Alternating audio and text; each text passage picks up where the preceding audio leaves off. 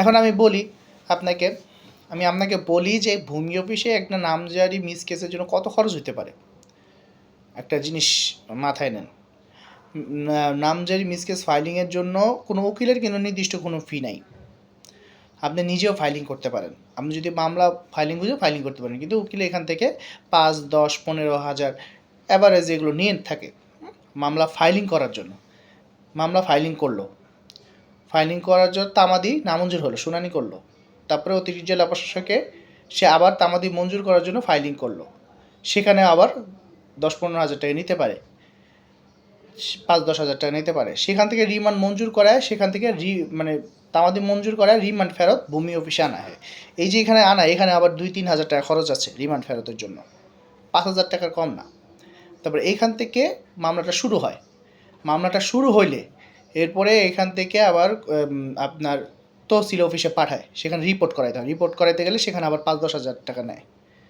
এটা আমি বলতেছি বর্তমান বাস্তবতা বলতেছি, আমি দেই সেটা বলতেছি না, কিন্তু সচরাচর সবাই দেয়। মানে এটা হয়ে গেছে যে দুর্নীতি দেওয়াটা একটা সার্টিফাইড দুর্নীতি হয়ে গেছে, এমন অবস্থা। এখানে দেখার মানুষ কেউ নাই। এই এত বাংলাদেশ স্বাধীন হওয়ার পর থেকে এই ভূমি খেকর বলে তো এরা, সবচেয়ে বেশি দুর্নীতি হয় কিন্তু ভূমি অফিসে। এই দুর্নীতি তহসিল অফিস থেকে রিপোর্ট আনাইতে হয়, রিপোর্টের জন্য এখানে আবার কিছু খরচ।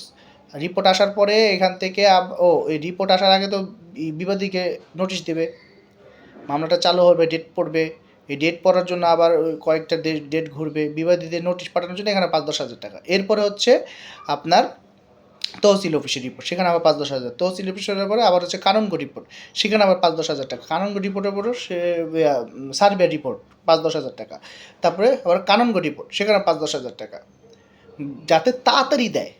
কিন্তু অ্যাজ ইউজুয়াল আপনি টাকা ছাড়াও কিন্তু করতে পারেন। যেমন আমি অনেকগুলো মিসকেস আমার এরকম আছে যে টাকা খরচ করে নেই, সেই 22 সালে এই 26 সালে এসে পাইছে, 4 বছর 5 বছর এরকমভাবে লেন্দি হবে যদি টাকা খরচ না করেন। আর যদি টাকা খরচ করেন সেই ক্ষেত্রে এটা 2 বছরের মধ্যেও নিষ্পত্তি হয়ে যেতে পারে। কথা বুঝছেন? এই হলো ভূমি অফিসের টুকটাক খরচ। এর বাদে আরও খরচ তো আছে, এটা তো শুধুমাত্র ভূমি অফিসের খরচটা বললাম। ঠিক তেমনি যখন আপনি যদি হেরে যান তাহলে অতিরিক্ত জেলা প্রশাসকের একটা আবার খরচ আছে এরকমভাবে। এখানে অতিরিক্ত জেলা প্রশাসক সচরাচর একটা শুনানির ডেট দেয়, একতরফা বা শুনানির ডেট দেয়। তো রিপোর্টের জন্য বা প্রতিবেদনের জন্য দিতে পারে ওই ক্ষেত্রে রেকর্ড রুমের বা ভলিউমের জন্য তেজগাঁও ভূমি অফিসে কোনো রেকর্ডের জন্য ওখানে কিছু খরচ হতে পারে, এটা অতিরিক্ত জেলা প্রশাসকের ক্ষেত্রে। আর বিভাগীয় কমিশনারের ক্ষেত্রে এরকম প্রতিবেদন না, শুধুমাত্র শুনানি হইতে পারে, ডেট যায় এই। কিন্তু সবচেয়ে বেশি খরচ হয় কিন্তু এই ভূমি অফিসে, এই 1 নাম্বারটায় যেখানে আমরা মামলা ফাইলিং করি। অতিরিক্ত জেলা প্রশাসকের সেই তুলনায় কম হয়, বিভাগীয় কমিশনার সেই তুলনায় কম হয়। কিন্তু অনেকে কী করে, অতিরিক্ত জেলা প্রশাসকে ওখানে নিজ দিয়ে টেবিলে এটা ওই যে বললাম, মানে এটা কোনো প্রমাণ তো আমি দিতে পারবো না, কিন্তু আপনার লাখখানিক খায়। আবার বিভাগীয় কমিশনারও ওখানে আমি তো প্রমাণ দিতে পারবো না, কিন্তু এখানেও কিছু টাকা ঢালে। এরকম টাকা সচরাচর সোজা কথা হচ্ছে গরিবদের জন্য কোনো কিছু রিমিডি নাই।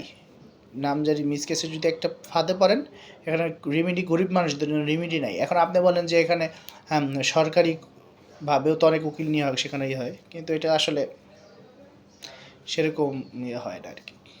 যাই হোক, এই হলো আমি খরচের ব্যাপারটা বললাম।